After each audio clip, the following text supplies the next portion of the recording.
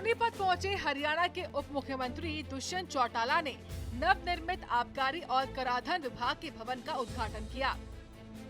इस भवन को बनाने में 25 करोड़ की लागत आई है। समारोह में बतौर मुख्य अतिथि पहुंचे डिप्टी सीएम ने दोनों विभागों की उपलब्धियां गिनाई और भवन निर्माण की जरूरत भी समझाई। सोनीपत के अंदर एक्साइज एंड टैक्सेशन विभाग का नया संसाधन भवन की इनॉग्रेशन हुई है और हमने पिछले दिनों ये निर्णय लिया था कि टैक्सेशन और एक्साइज अलग अलग बिल्डिंग परिसर में होते थे और उस कारण मॉनिटरिंग के अंदर भी निरंतर दिक्कत आती थी। कॉमन कॉम्प्लेक्स पे हम दोनों विभागों को लाने का काम करेंगे। डिप्टी सीएम ने कार्यक्रम के वक्त मीडिया को बताया कि आबकारी विभाग के अधिकारियों की मेहनत से इस बार प्रदेश ने 10,000 करोड़ रुपए के टैक्स कलेक्शन के आंकड़े छू लिए हैं। जल्द रेस्ट हाउस का निर्माण पूरा कर लिया जाएगा।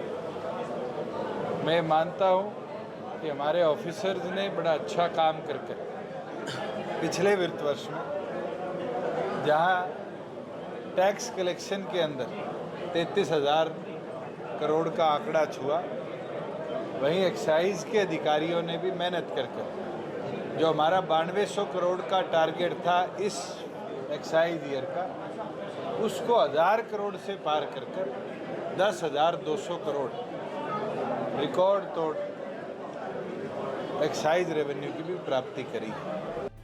वहीं डिप्टी सीएम से जब इनेलो नेता को लेकर सवाल किया गया तो उन्होंने अभय चौटाला को नॉन सीरियस नेता कहते हुए कहा कि उनके किसी सवाल का जवाब देना वो उचित नहीं समझते।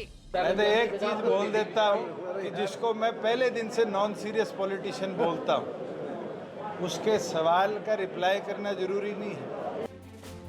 सोनीपत पहुंचे दुष्यंत चौटाला ने हरियाणा की अनाज मंडियों में गेहूं उठान की भी जानकारी दी।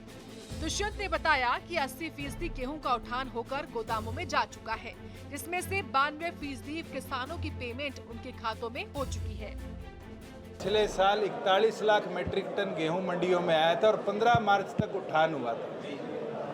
आज 3 मार्च है, 3 मई है।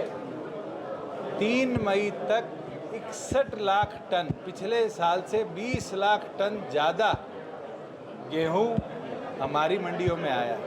लेकिन सर 80% गेहूं का उठान होके हमारे गोदाउन में या रेलवेज के माध्यम से दूसरे प्रदेशों में भेज दिया गया है। उस 80% के अंदर से 92% का लगभग 9,000 करोड़ से ज्यादा रुपया किसान के खाते में ट्रांसफर हो गया है।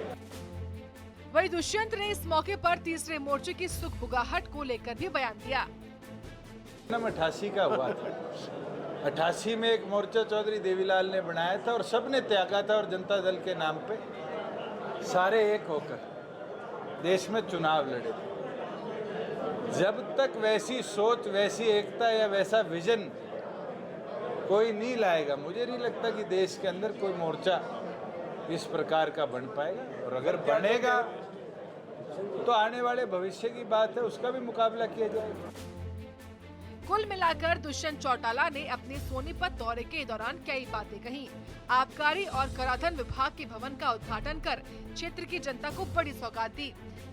डिप्टी सीएम ने इस दौरान बताया कि लोगों की सहूलियत को देखते हुए रेवाड़ी में भी इस तरह का भवन बनाया जाएगा। सोनीपत से सूर्य समाचार के लिए सनी मलिक की रिपोर्ट।